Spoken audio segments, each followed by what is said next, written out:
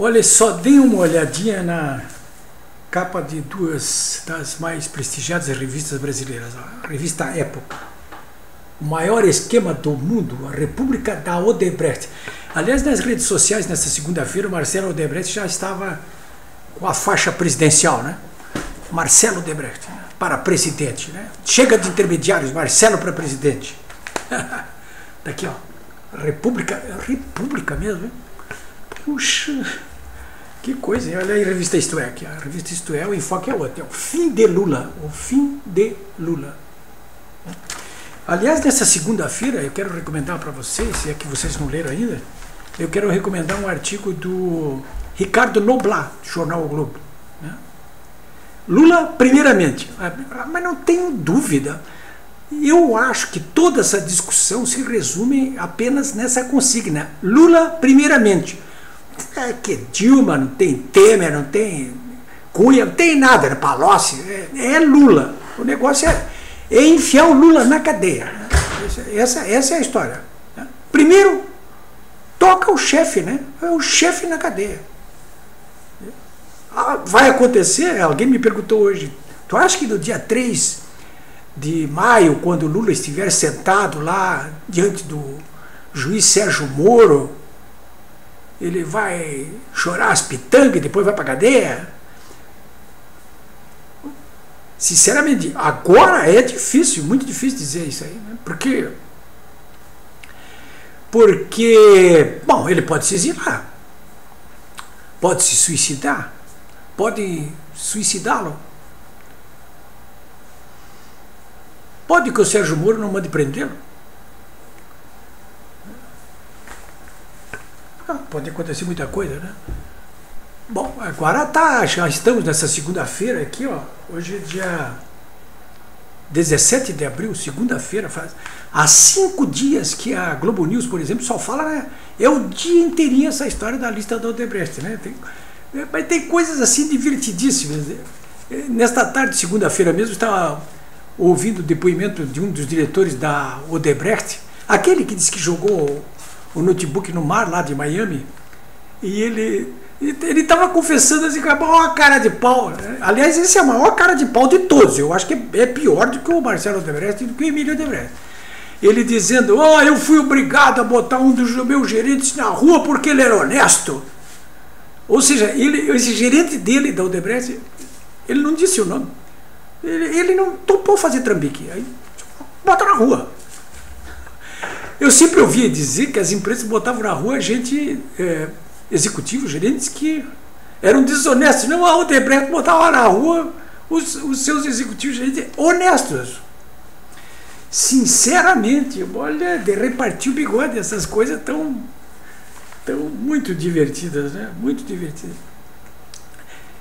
No meu site, www.polibiobraga.com.br, não é sobre isso que eu quero falar, mas eu quero falar sobre o Nelson Jobim, mas eu quero recomendar a vocês, dar uma olhadinha no meu blog, www.polibiobraga.com.br, porque eu replico ali umas explicações, entre aspas, da ex-deputada Luciana Genro a respeito da delação da Odebrecht, que lá pelas tantas disse que a Luciana Genro também recebeu dinheiro de Caixa 2. Então ela procura fazer uma defesa ali. E eu acho que a defesa da Luciana é daquelas coisas assim que se dá corda para o sujeito se enforcar, porque ela se deu corda para ela mesma enforcar. Porque ela narra uma troca de correspondência com Alexandrino Alencar. Esse Alexandrino Alencar aí, ele é tão falado aqui no Rio Grande do Sul porque ele era o homem da Odebrecht, que vinha fazer negócio aqui no Rio Grande do Sul, né? Foi do conselhão do Tarso, da diretoria da Fieres, da diretoria da Federação. Claro que o Tarso não sabia de nada, a Fieres não sabia de nada, a Federação não sabia de nada, né? Mas enfim, é o Alexandrino Alencar, aí, amigo de políticos, parlamentares, jornalistas, publicitários, né? Eles davam dinheiro para todo mundo, né? Dava dinheiro para a rodo, né?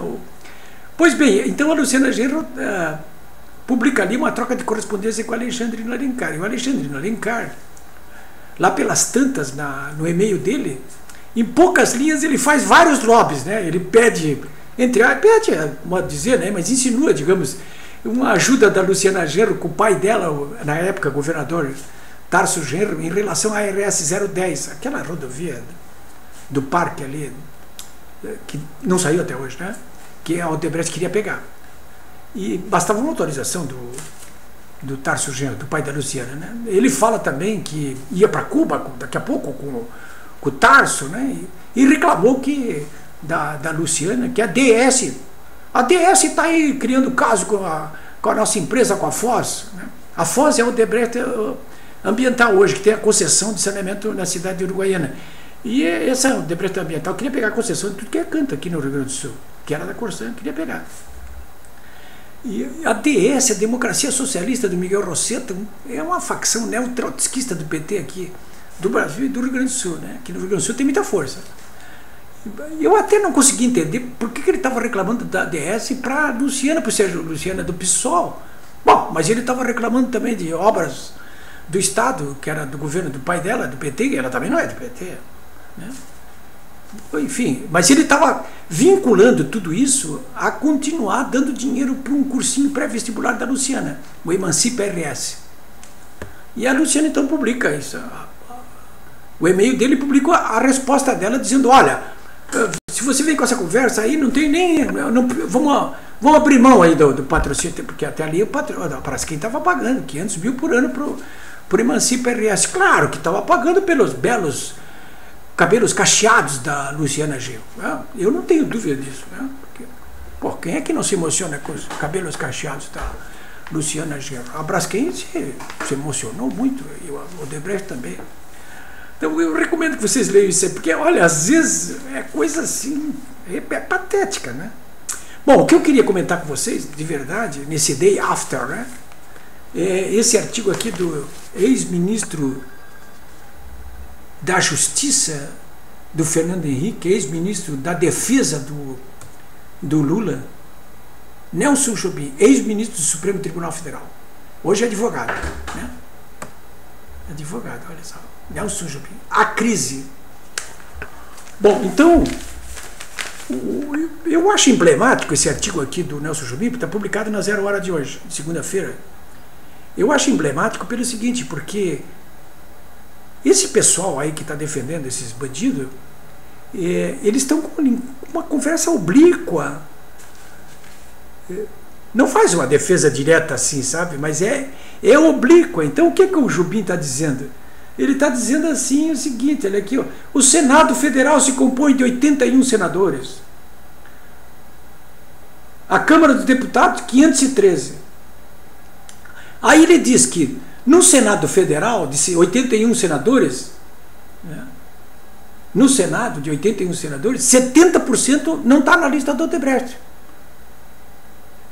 E na Câmara Federal, 92% dos 474 deputados não estão na lista do Odebrecht. Mas reconhece que 55% dos 27 governadores estão na lista do Odebrecht. Ele usa esses números aí. Você sabe que estatísticas é que nem biquíni, né? Mostra tudo, mas não mostra o principal. Então o Nelson Jobim fica essa conversa mole aí para dizer, olha, a maioria da Câmara e do Senado não está na lista do Odebrecht, portanto não pode nem ser acusadas de corrupção, né? O Jobim podia também ter feito uma análise a respeito do peso específico dos senadores e dos deputados que estão na lista, né? Dos pesos específicos de cada um. Porque, com certeza, quase 100% daqueles deputados, quase 100% dos senadores que estão na lista do Odebrecht são os que determinam o que acontece na Câmara e no Senado, né? Não é por acaso que a lista inclui o nome do Rodrigo Maia, que é o presidente da Câmara, e o nome do Eunício Oliveira, que é o presidente do Senado. E não é por acaso que inclui os nomes de todos os presidentes da República do Brasil que continuam vivos. Todos, 100%.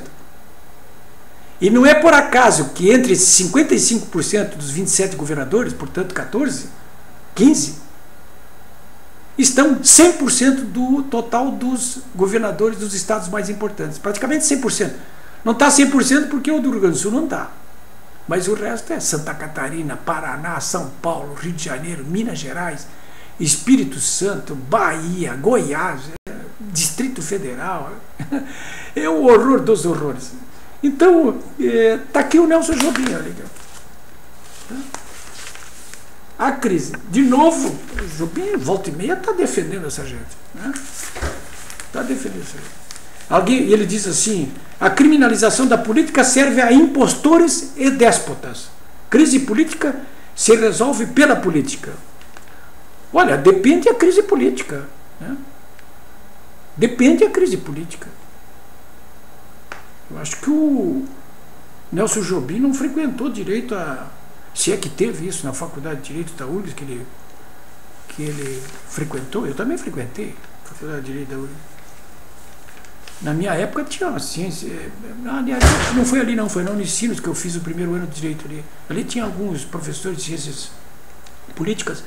No caso, o nosso amigo José Juste Tavares, por exemplo, que era um deles, né? O Ferraz, outro. Acho que o Jobim devia ter umas aulas com eles ali, porque sabe que crises políticas não se resolve só pela política, não. Muitas vezes se resolve pelas armas. E eu, sinceramente, eu me arrisco a dizer para vocês aqui que nós estamos muito próximos de uma solução armada aqui para o Brasil, para essa crise política. Ela avançou de tal maneira que talvez só uma solução armada resolva isso. Não sei o que vocês acham disso, não. Mas talvez, né? Só uma solução pelas armas, né? Não seria a primeira vez que uma crise política aguda se resolveria pelas armas aqui no Brasil ou em qualquer outro país. Mas tem hora que não tem outra solução.